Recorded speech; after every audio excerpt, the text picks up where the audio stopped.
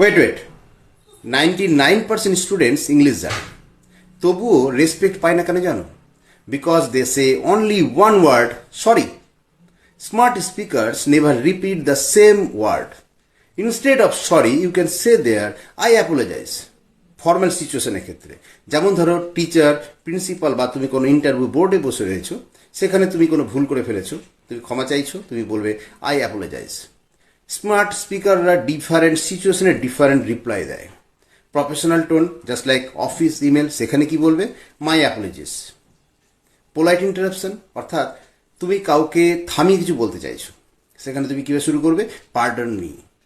বা কারো অ্যাটেনশন তুমি নিতে চাইছো, কেউ অন্য কাজে বিজি রয়েছে, তাকে তুমি তার অ্যাটেনশন চাইছো, তুমি কিছু বলতে চাইছো, তুমি কীভাবে শুরু করবে? Excuse me.